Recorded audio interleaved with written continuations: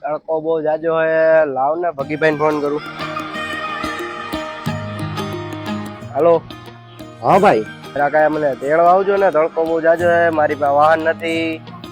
કોઈ તો હાલ 5 જ મિનિટ.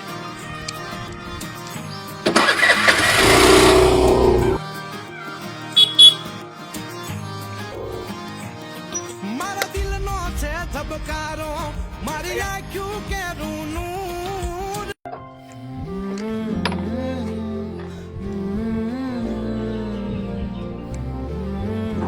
અમને રાજને ફોન કરી જો.